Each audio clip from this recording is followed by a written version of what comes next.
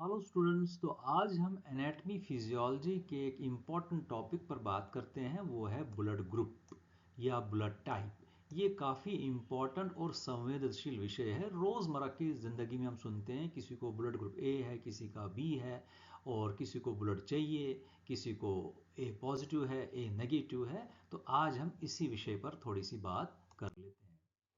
तो blood group जो है, हमारे पास तीन तरह के ब्लड ग्रुप्स हैं। एक तो एबीओ सिस्टम हुआ, आरएच सिस्टम हुआ, और एमएन एंड सिस्टम हुआ। तो सबसे पहले बात कर लेंगे हम एबीओ सिस्टम के बारे में। और ब्लड ग्रुप वाले सिस्टम को कार्ल लैंडस्टीनर ने 1900 में डिस्कवर किया था। तो इनके हिसाब से, किस हिसाब से इन्होंने डिस्कवर किया, कि इन्होंने कहा कि ब्लड ग्रुप हमारे में चार तरह के हो सकते हैं। एक तो ब्लड ग्रुप ए हो गया, दूसरा ब्लड ग्रुप बी हो गया, तीसरा ब्लड ग्रुप ओ हो गया, और चौथा ब्लड ग्रुप ए भी है। अब ये किस आधार पर ब्लड ग्रुप इन्होंने A B O A B system कहा, कि भाई आरबीसी जो हैं उनकी मेम्ब्रेन के ऊपर कुछ खास तरह के एंटीजेंस होते हैं, और उस एंटीजन के आधार पर हम ये चार ग्रुप्स में ए बी ओ सिस्टम के हिसाब से लोगों को बांट देते हैं। अब क्या होता है कि जो भी रेड ब्लड सेल्स हैं, आरबीसीज हैं, उनमें एक एंटीजन एच होता है, और उसी एंटीजन के ऊपर एंटीजन ए या एंटीजन बी होता है, और साथ में नैग होता है। N A G means N acetyl glucosamine, या कोई शुगर रहता है। अब अगर किसी शख्स को ब्लड ग्रुप ए है, उसका मतलब हुआ जो उसका एच एंटीजन वो तो रहेगा ही रहेगा, उसके ऊपर एंटीजन ए मौजूद है और नैग शुगर प्रेजेंट है। और किसी का ब्लड ग्रुप बी है, एच एंटीजन तो है ही, उसके ऊपर बी एंटीजन होगा और गैलेक्टोज शुगर मौजूद होगा। अब किसी का ब्लड ग्रुप ओ है, एच एंटीजन तो रहेगा ही रहेगा, न तो उसमें कोई ए एंटीजन रहेगा, न तो उसमें कोई बी एंटीजन रहेगा। अब किसी का ब्लड ग्रुप ए बी है, तो दोनों antigen, antigen A antigen B दोनों रहेंगे। एक और ब्लड ग्रुप आ जाता है बॉम्बे ब्लड ग्रुप। इसमें न तो कोई एच एंटीजन है, न कोई ए, और न तो बी का सवाल है।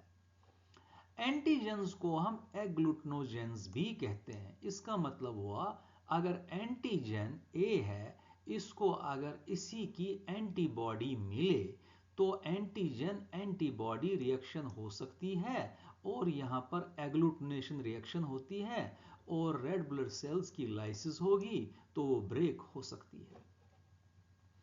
अब कार्ल लैंडस्टीनर ने दो बातें कही, जिसको हम कहते हैं कार्ल लैंडस्टीनर्स लॉ।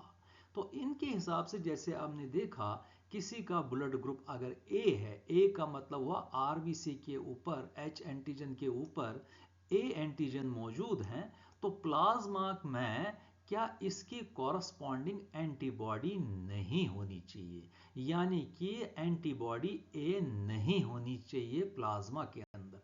अगर ऐसा हुआ तो एग्लूटिनेशन रिएक्शन, खतरनाक रिएक्शन हो सकती है। इसी तरह से अगर किसी का ब्लड ग्रुप बी है, मतलब उसमें बी एंटीजेंस मौजूद हैं, तो प्लाज्मा के अंदर उसकी कॉरस्पॉन्डिंग एंटीबॉडी नहीं होनी चाहिए, यानी कि बी एंटीबॉडी नहीं होनी चाहिए। अब यहाँ पर इस स्लाइड में हम देखते हैं, जैसे किसी का ब्लड ग्रुप ए मौजूद है, तो उसमें का मतलब भी हुआ कि ए एंटीजन उसकी आरबीसी पर मौजूद है। अब उसके प्लाज्मा में क्या होना चाहिए, एंटीबॉडी बी होनी चाहिए। एंटी बी एंटीबॉडी प्लाज्मा में रह सकती है। इसी तरह से ब्लड ग्रुप बी है, मतलब बी एंटीजन मौजूद है आरबीसी में, उसकी एंटीबॉडी प्लाज्मा में एंटी ए हो सकती है। अगर किसी का ब्लड ग्रुप ओ है, इसका मतलब ही हुआ, जैसे अभी इसमें कोई एंटीजन नहीं है, ना तो ए न तो बी, इसमें दोनों चल सकती है। एंटीबॉडी ए भी हो सकती है, एंटीबॉडी बी भी रह सकती है, कोई दिक्कत नहीं है। और जिसका ब्लड ग्रुप ए बी है, तो इसमें दोनों एंटीजन रहेंगे, ए और बी। इसमें कोई भी एंटीबॉडी ब्लड प्लाज्मा में नहीं रहनी चाहिए। अगर रही, तो फिर एग्लूटिनेशन रिएक्शन हो सकती है। अब ब्लड ग्रुप ओ के बारे में एक खास बात है, इसको यूनिवर्सल डोनर कहते हैं हम। तो इसका मतलब भी हुआ कि इसमें कोई एंटीजेंस मौजूद नहीं है, ये किसी को भी ब्लड दे सकता है, कोई प्रॉब्लम नहीं है। और ब्लड ग्रुप जिसका ए बी है, इसमें कोई भी एंटीबॉडी नहीं है, तो इसको यूनिवर्सल रिसिपिएंट मानिए, किसी का भी ये ब्लड रिसीव कर सकता है, ए वाले का भी और बी वाले का भी।